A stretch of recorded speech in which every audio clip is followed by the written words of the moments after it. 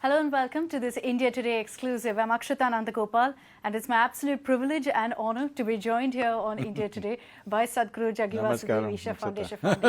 Namaskaram Sadhguru. The last time we spoke was a couple of months ago when you were riding your bike. I was amazed personally because you were on the bike and you were talking to me crystal clear about your Save Soil movement.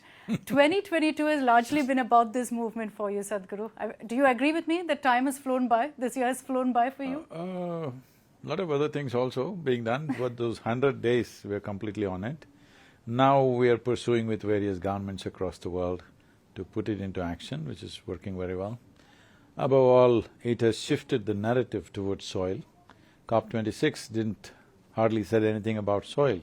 COP27 we have observer status and there is a significant space for soil and 81 nations are in the process of framing soil policies.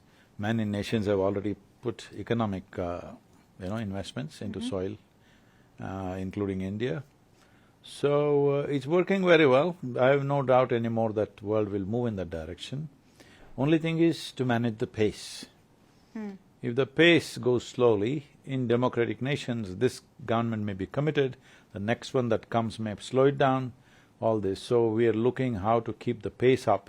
This is why as part of the World Soil Day on 5th, we are once again raising our voices in a big way so that people, the governments across the world understand that this is not a one-time concern, this is a long-term concern. And it's not a political one. It is not. It's life. Yeah. For a person who's watching this broadcast, for a viewer, Sadhguru, as someone like me, leave aside the fact that I'm a journalist, if I was watching the Save Soil movement and I said that, look, I want to contribute, even if it's the smallest way in my backyard, for example, or in my home, how do you think that can actually start? So you go on fixing your backyard, very cute but it's not a solution. Even if you had 1,000 acres and you make it really beautiful, it's very good, but it's not a solution.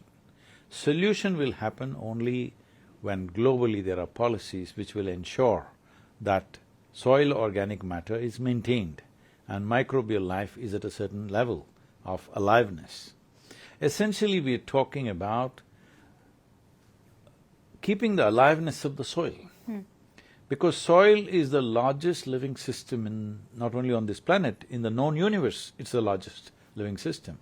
A handful of soil could have 8 to 10 billion organisms, 50 to 75,000 species, but this is depleting at a pace that you can't imagine. So, if this concern is not addressed globally through the necessary policies, you did something wonderful either in your kitchen garden or in a large farm. I did something wonderful in 10,000 farms. Still, it's not a solution. It's very, very important we need to understand. Putting our hands into the soil and fixing something is wonderful for you. But as a global solution, we need uniform policies across the world. When we say uniform, every nation may implement it in their own way. But the important thing is raising the organic content essentially means we are making sure the microbial life is alive. Because microbial life is not just about food production, it is the foundational life for all of us. 60% of your body is actually microbes, only 40% is parental genetics. You can tell that, when situations are not convenient for you, you can tell them, see, you're only 40%. Not my fault. But when you went on your journey, I saw so many videos, of people greeting you, of people welcoming the Save Soil campaign. What do you think it is that really connected with people? Was it Sadhguru being there? Did they know Sadhguru the personality, or was it the campaign? Or was it both? See, when we started, it's unfortunate that most people who are even in responsible positions, people who are concerned about ecology, climate change, even those people, large number of them were completely unaware that soil is the main picture of everything that we are talking about. When we say global warming, climate change, the simple thing is this, you must experiment this tomorrow, you can also videograph this with your team. Okay. Go to some place where land is plowed when the sun is up and hot, just go touch it with your hand. You don't need any meter or anything, just touch it with your hand. Go somewhere else where it's covered with grass and weeds, touch it and see. Go under a tree and touch it and see. Just see the temperature difference. It could be anywhere between 8 to 12 degrees. This is global warming. This is climate change. What is your message to all those who deny that climate change doesn't exist, that global warming, all of this is a myth? See, even I would agree with them that global warming per se is not the right terminology. Okay. Climate change is vague terminology. Let's put it this way, is life depleting on this planet? There's no question. In the last 70 years, 67% of the vertebrate population has disappeared. Can anybody dispute that? No. 82% of biomass insects have disappeared. Can anybody dispute that? No. 92% of freshwater aquatic life has disappeared. Can anybody dispute that? No. Our populations from the beginning of 20th century, where it was 1.6 billion, today we are 8 billion. Can anybody dispute that? No. So let them approach it the way they understand, because other things sounds too vague maybe for them. But if they deny that there's any change that's happening to the world around us, then how do you even get them to act? Because these are global leaders, world leaders, many of whom say that, there's nothing changing, there's no need for us to change how we look at things. I don't think anybody is speaking in that tone. They're saying, it's not the way you think. If I start driving an electric car, will everything change? It's not going to change. That's what they're trying to say. Maybe sometimes it is coming out in a certain way, because many times internationally, it is being used to work against each other's nations.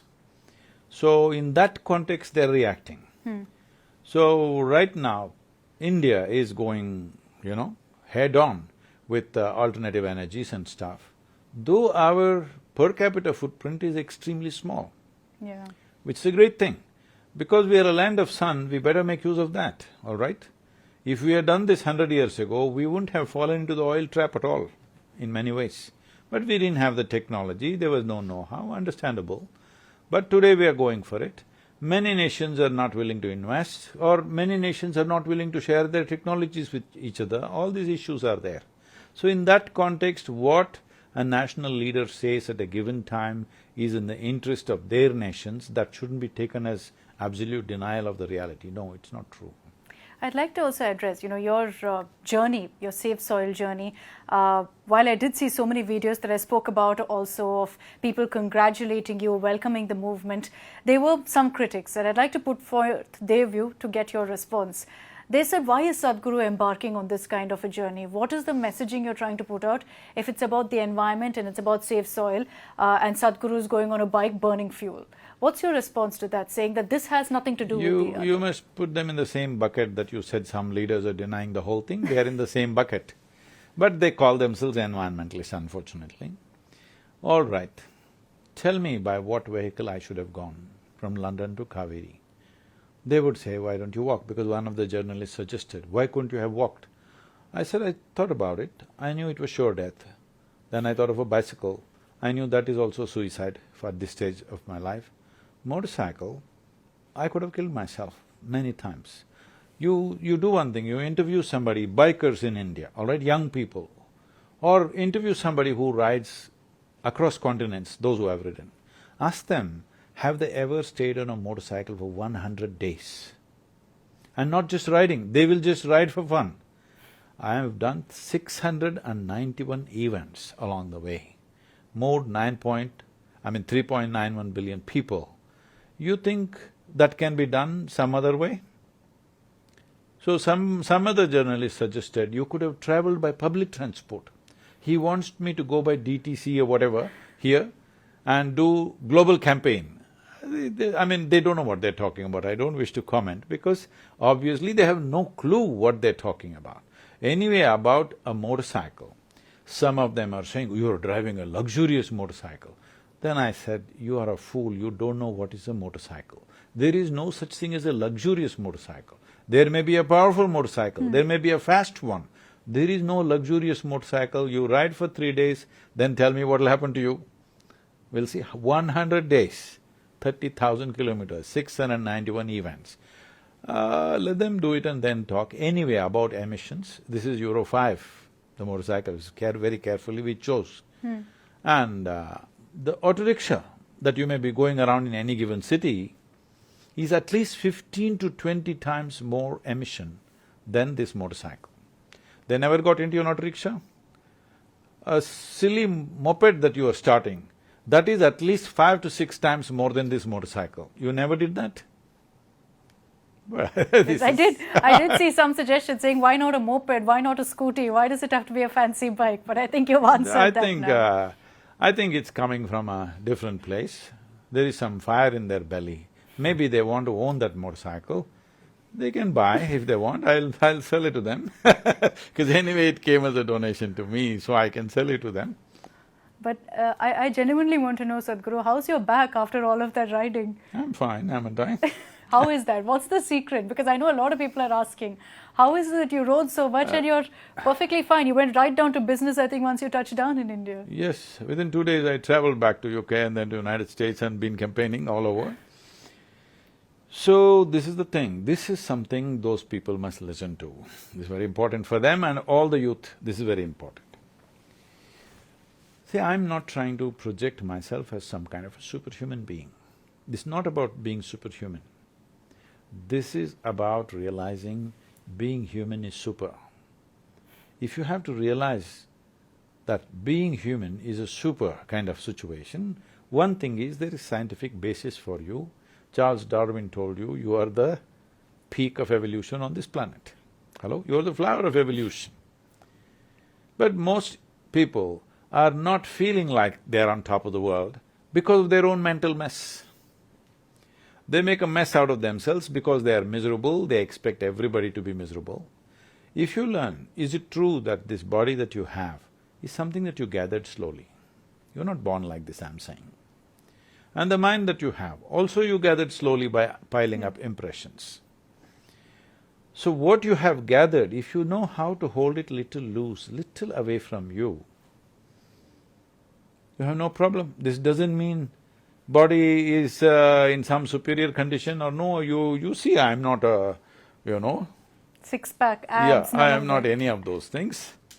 But if you hold your body and mind little away from you, there is no torture of any kind because there are only two kinds of sufferings, physical and mental. Those two sufferings I don't have. So what's my problem? Riding 18, 20 hours a day, sometimes 24 hours through the night I've ridden. Still did all the events, not a single event did I cancel on the way, every event. Most of the events I rode straight into the events, straight into the public events, all right? But you wanted me to ride a moped. They don't want anything to happen in the world. You talk about today's youngsters, you talk about today's society, Sadhguru. Everyone talks about how youngsters are very easily influenced right now by what's happening around them, by TV shows, by what's on social media, all of that. It also has a negative impact largely, like we've been seeing so many stories that have been coming of horrific murders, of what happened, the Aftab Shraddha case and all of that. Where do you think we've gone wrong? Because is this something that you think as a society we need to really address? There are many issues we need to address. Essentially, we are a society in transition. From a certain type of society we had created, where there was a safety and a protection for everybody, we have broken that. But the new social security has not come. The old social net of social security is broken. The new one has not been created. This is why rapid economic development is very, very important. Because only when that happens, we can create that net. Right now, somebody is here, people are falling through the cracks everywhere. Those who fall through the cracks, they do all kinds of things, simply because they don't know anything better. I'm not trying to absolve somebody who does a horrific thing as the names that you mentioned. That's I don't know what to say about that. But essentially, there are many, many crimes and confusions and torture. Today I addressed a university and they asked… I went there and I realized the conference is about mental health. Why is mental health an issue when you're a young person? But it seems they are the ones who have maximum this thing. mental health issues. And 2021, we've had the highest number of suicides in the world, 132,000 people committing suicide. And many of them below 18 years of age, a few of them below 15 years of age. When 12, 14-year-old children start committing suicide, we must be doing something wrong, there's no question about that, isn't it? It's the education system, the way conducting it, the social imbalances, and people moving from rural atmospheres to urban atmospheres. They do not know how to adjust to that new reality. They're completely total strangers to everything that's happening around them. You must observe. You are a successful girl in a media. When you're going, you just observe how many youth who are walking on the street, not who have no means, who are just doing some menial jobs. Look at their faces. There's utter confusion, they're just bewildered by everything that's happening here. They're somehow earning a living and managing. How are they living? I've visited these places. In one room, 12 to 15 young boys are staying in many places. Not only in this city, in many cities. Because they've come from somewhere. Somewhere they'll go and pack themselves into that place. And just earn, that's all. That's all. Initially he comes and thinks he will earn, he will go back home, get married to a local village girl and live happily ever after. This is the dream many of them come with. But once they come to the city, they cannot go back for variety of reasons. For variety of reasons, not necessarily for any one. So many things, they can't go back. So once they don't go back, is there any hope of them ever getting married? There's no hope. Nobody's going to find a bride for them here. They don't want to go back there. These accommodations are like this. At least in the village, even if you stayed in a hut, there was some dignity, something. Here there is nothing, you're treated like a commodity around. Some people may find good places, but a large number of them are not. In this, many troubles are there, human struggles are there. So when a society is in transition, we must always do the transition very quickly. If you go on transiting over 50 years, one whole generation or two generations will suffer immensely. Unfortunately, we are in that mode. For example, to put it very simply, we are a developing nation. How long we've been a developing nation? We are developing. When will we become developed? It's very important. We must quickly get there, full throttle we must get there, so that everybody finds their place and some kind of social security net will be there. This needs to happen very quickly. For every economic step that you take, there are people who are continuously arguing against it. They're not the real problem, they're a little bit of impediment, maybe some checks and balances are needed, you can't go just full throttle, that is also there. I am not trying to find fault with anybody, but this is a responsibility we have as a nation. Our populations who have lived in the safety and security of villages and small towns and family enclosures, now they're all out. Young boys and girls are out. They really still don't know how to fend for themselves, how to behave with the opposite gender without getting tangled up, how to, look at people in a certain way. This is not there, there's no exposure like that. Is it a westernization? Is that the problem? That, we're becoming more westernized, it's not something we're used to, and there's this whole debate over live-in relationships, whether India is ready for something like that. In this case, it's led to a lot of people saying, see, this is why you shouldn't have live-in relationships. See, there are you should be with your family. Many unaddressed things of natural things that are there in a human being are not addressed in the country. Well, there was no live-in relationship necessary because anyway you were getting married when you were 16 and there was no problem because by the time you were 20, you had 2 or 3 children and you are full on into life, all right? Whatever that life you think it is. But today, everybody has to get educated, everything is postponed. But natural processes of one's physical and mental maturity, hormonal influence on oneself, these things have not changed, they're still happening at the same time. But socially, everything has changed. If we do not address these things, it'll all go wild, okay? It's very important that at least we must address it. Can we fix it? Maybe not right away. Nobody has managed to fix it anywhere in the world, absolutely, all right? But we must address it. If you start addressing it, at least the number of people who fall through those cracks could be greatly minimized. There are many people also, and I wonder if you agree with this, Sadhguru, that religion now is being used as a weapon of sorts to polarize, Always. What is to now? target. Always it's been used as a weapon. I'll give you a few examples. No, like, always I'm saying. For over 2000 years it's been used as a weapon. And how do you stop that then? Because right now, see, it's become a political rallying point. It's become a social one You're as well. talking only about India or the world? About India, let's focus on India. I'm saying across the world, religion has always been used as a weapon. And religions have conquered nations, religions have conquered cultures, religions have erased cultures, religions have established themselves as powerful entities. Nothing new about it. Why is it so new? But how do you combat it then? Because it's leading to a lot of poison in the society. You see terms like love jihad coming up, even in this kind of a case or even otherwise. You see terms like love jihad coming up. There's a case in Kerala where there are allegations that a church is stalling development of a port. How do you kind of draw the line here and say that this is where we stop religion from becoming a poisonous tool? See, specific incidents if you take like that, you know the reality of those incidents. I don't have to educate you. You are the journalist, you know probably more about it than I know.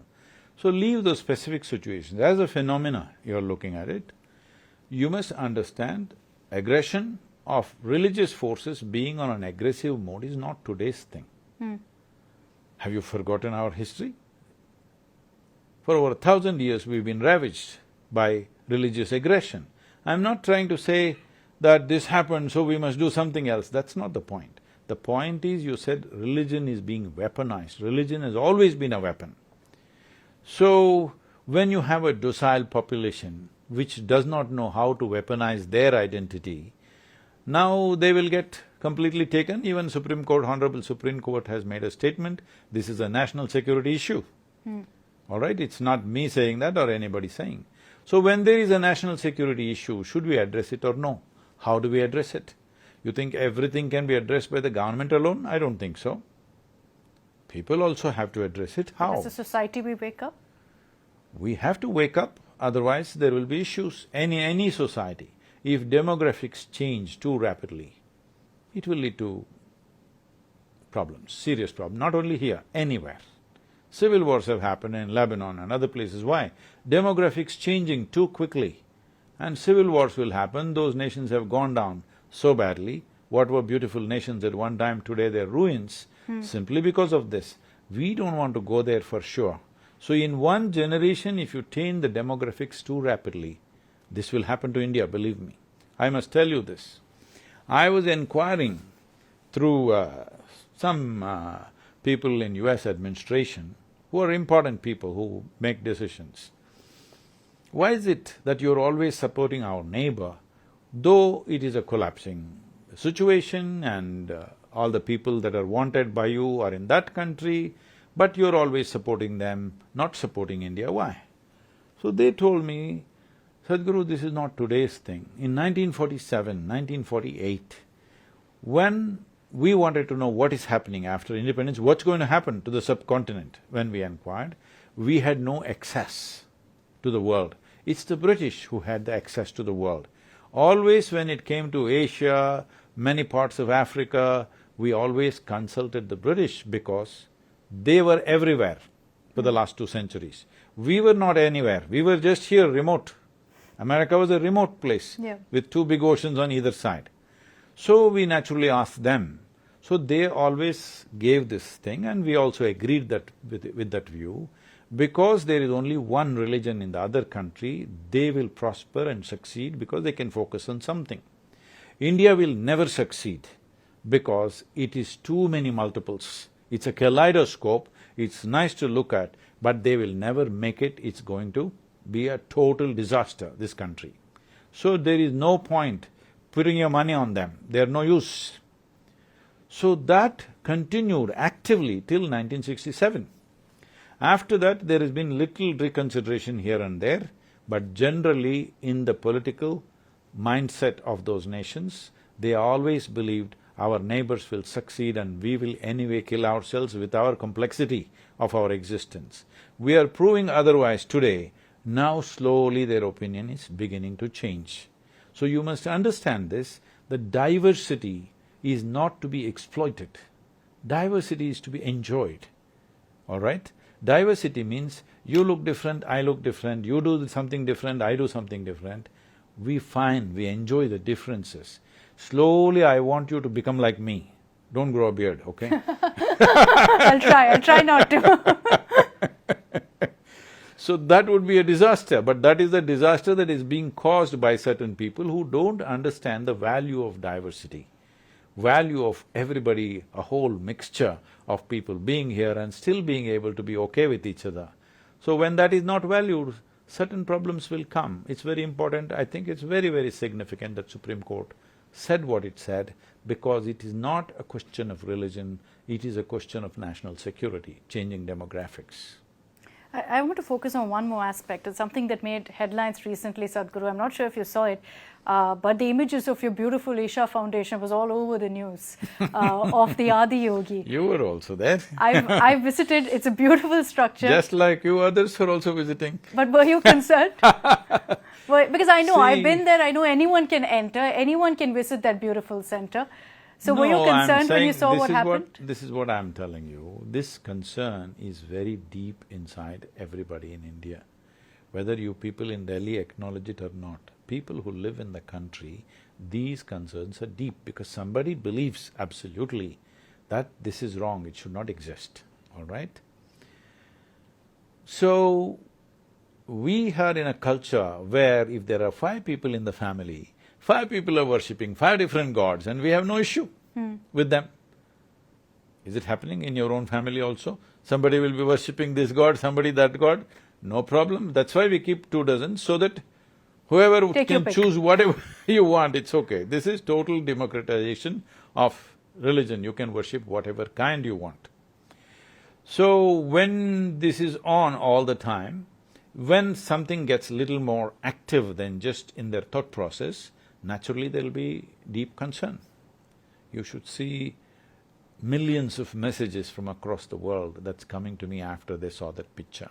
I said, relax, you may become… you suddenly woke up. We've always been alert to this. And can somebody cause damage? Maybe they can. You have not counted how many death threats come to me on a, monthly basis. Well, will they be successful? Till now they have not been successful, I am the proof. But they could succeed. For what? Have I abused somebody? No. Have I spoken about their religion, anybody's religion? No.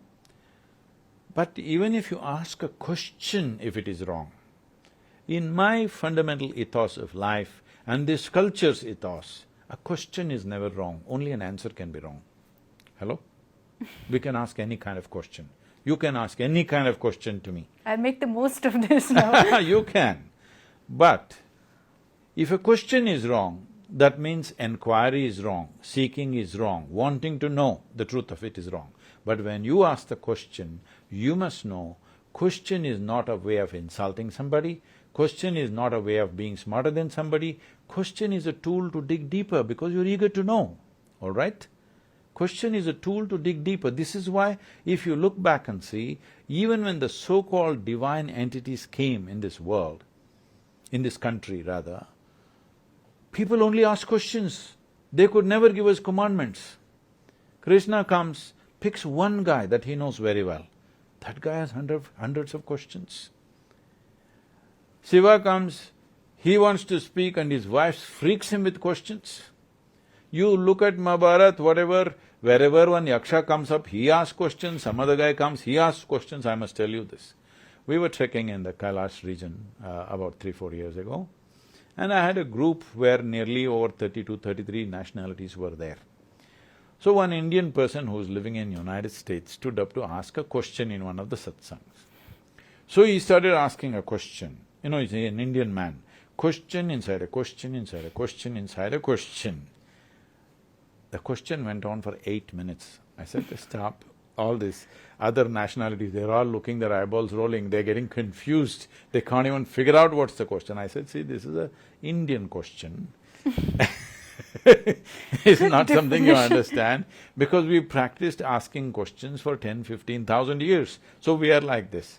Then one Chinese lady stands up and says, "Yes, Sadhguru, I worked in United Nations for 27 years. Even there, only Indians asked questions." I said, okay. It's a good thing, though. Hilarious. Yes, I'm saying. So that is the whole thing. But in most parts of the world, questions were addressed like this. If you ask a question for which I have no answer, the best thing is kill the questioner. That's another way to handle a question. That is not the way we handle questions in this land. People, great sages, when somebody asked them a question, when they did not know the answer, they relinquished their positions and decided to become the disciples of the person who asked the question. You have a question for which I have no answer means your intelligence has dug deeper than me. In this kind of culture, you want to destroy this with simplistic whatever. I'm not trying to make commentary about anything, but I'm saying the beauty of this culture, the uniqueness of this culture is we are a land of seekers. We don't believe anything. Anybody can ask and question. Even if God comes, we will question him, all right? So, this, if you change very rapidly, then demographic situations will become like this, civil war kind of situations will come up. This has happened across the world. I am not trying to predict anything or plan something or some nonsense like that. I'm just saying, if you look at the dynamics of societies everywhere in the world, this has happened everywhere. When demographics change too rapidly, then there is violence. Don't do that.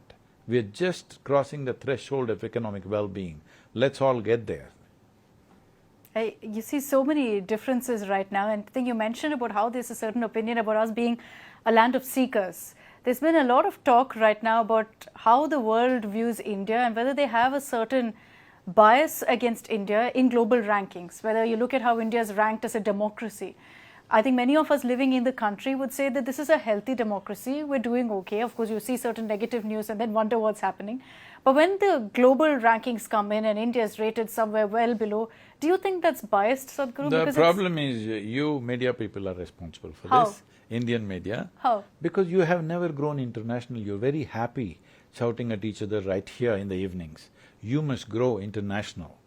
There is talent, there is competence, all you have to do is grow international. So India today should become world today. No, what I'm saying is, media means, in some way you have the power to set the narrative. There is nobody pitching for India's narrative. And nobody understands the nature of this country. As I told you, they believe that's one religion, so they will succeed. Not that they're particularly in love with them. That will succeed. This cannot succeed because their idea of a nation is sameness. Sameness of race, sameness of religion, sameness of language, something should be there. But is there a thought within? Because there are some intellectuals who people believe let us down by making these comments internationally also about India.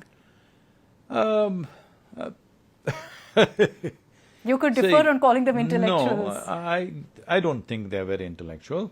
It is just that they have some education in certain universities, so they have English language is not intellect, all right? You may not know English language and still you can be very intellectually competent. So right now our understanding of intellect is English language and they go to England and study, so obviously their English may be better than mine or yours.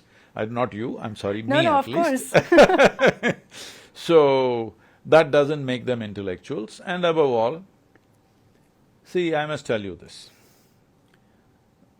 These are dangerous things to say, but I'm telling you, major nations, let's say United States, anything that's said anywhere, in any language media about anybody, let's say there are 20+ languages in this country, in 20 media stuff is there. In these 20 places, in these 28 states, there are all kinds of leaders. I'm saying I'm not talking about chief minister, opposition leader, not like that. Down below, there's one hothead speaking something. What he speaks today, within 24 hours, it's translated to English language and it gets lodged in the State Department. You understand?